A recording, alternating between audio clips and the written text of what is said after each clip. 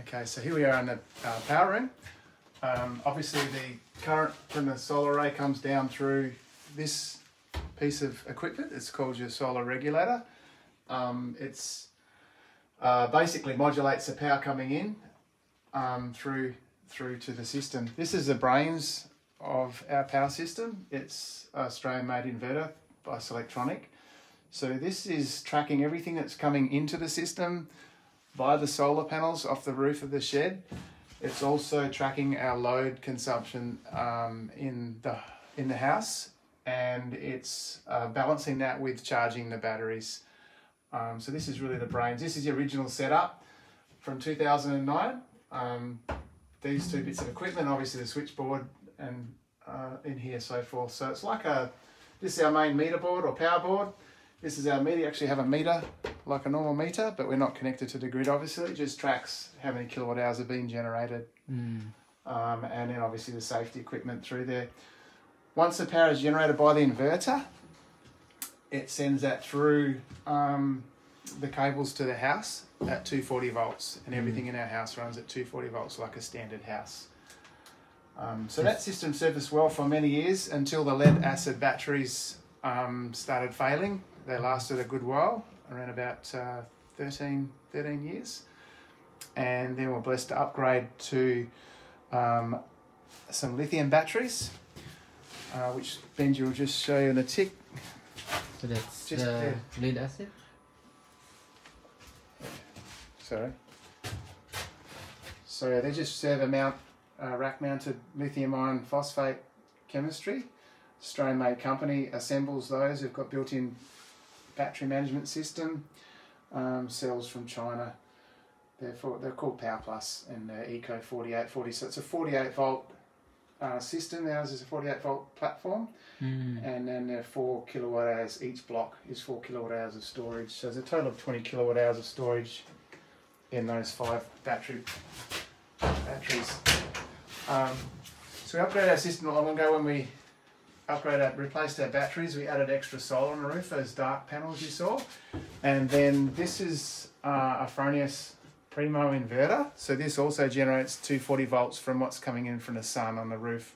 So those black panels you saw on the roof, they feed straight into this inverter, and then it actually has been tricked up by the company that makes our inverter here. So the brains of the system actually controls this inverter that Benji's showing now. That controls the output of this inverter as well.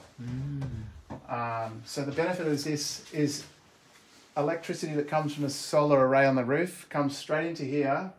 You can see the readout right now on the screen. So it's 480 watts is being generated at the moment, and that can ramp up or down as determined by our needs at the time. And the main inverter tells it whether to ramp up or ramp down with its output. So the 240 that's generated straight from here, it doesn't go into the batteries, it goes straight out through to the load in the house or the shed or wherever it may be. Obviously, there's a built-in generator, it's a backup generator. So that's designed that if we just have diesel in there, it automatically starts if it's required to do so.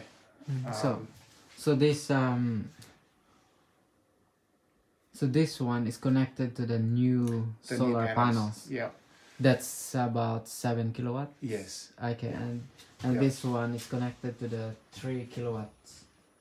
And that's correct. Yeah, that's a DC coupled system, our original system, and then this is called an AC coupled system. Okay, so from the 12 volts, it gets converted to. It actually comes in a high voltage. Those panels come in a high voltage. Okay. It's maybe something like could be 180 or correct, whatever it is. And also this inverter can, if the batteries do need charging, the Selectronic inverter will cause the Fronius to ramp up and put current through back. Because this is not just inverter, it's an inverter charger, 6,000 watts continuous, and also 125 amp hour charge built in as well. So this charges your batteries. Correct. And that one also charges the battery? Via the charger. Via there. Yeah. It doesn't have its own charger. No charger. It just feeds a 240 volts in through this system, and then this system will decide whether it goes straight to load or straight into the battery bank. Okay, so this is like the controller. Yeah. For everything. Yeah. Good. So they talk to each other. Correct. And that's electronic can tell this Fronius to send load directly to the house. Yeah, that's correct. Or to the battery. Yes. Okay. Yeah, that's correct. So it's far more efficient than having to come in from the solar, through the regulator, through the inverter, into the battery bank, back out of the battery bank to be generated at 240 volts to go to the load, to the house. It's just generated at 240 volts straight up to here, and then it's directed straight to the load, whether that's in the house or whether that's the battery bank. And you can monitor this using your Sure, there's a data cable that goes down to the house. Okay. And we have an interface and a program on a computer, a laptop, that has all the parameters you can adjust, or live data. You can control, you can switch your generator on manually if you want. You can change all the different settings or just monitor your usage through the day. And that logs data from since the system's been running as well. So that one can only take 6,000 watts of power from the panels.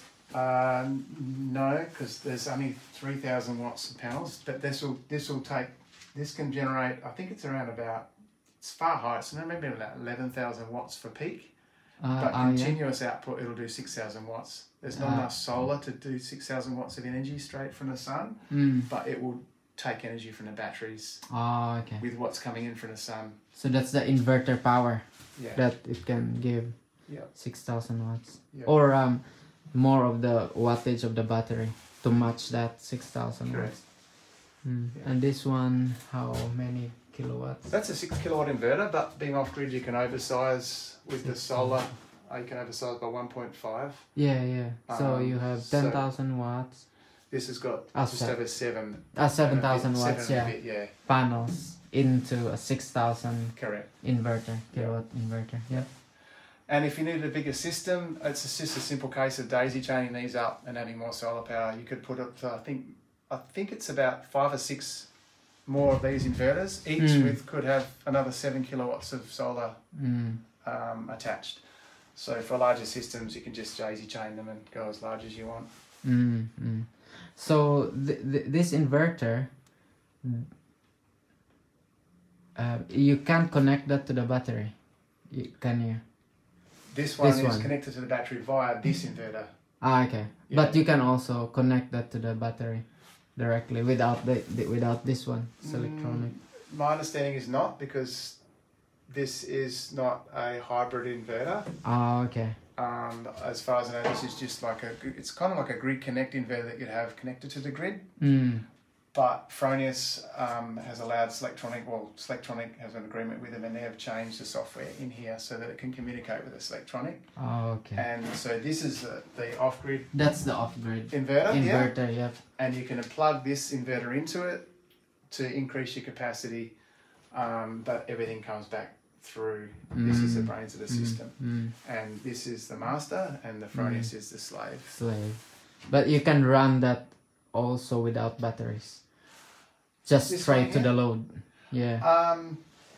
No, because this is the grid connect. So the DC coupled old system standard. So it's designed to come through the controller and into here, and then into the battery to charge the battery. Then the power comes basically out to the load. Okay. Now this has been, the other inverter's been plugged into here, and the load comes. Is controlled by this inverter, but it is diverted from the Fronius straight to load. Oh, okay.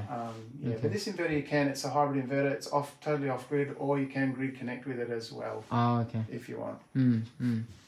But if you have that, you need to have battery to be able to use that in the home. Yes, because they haven't got grid here. Okay. Yeah.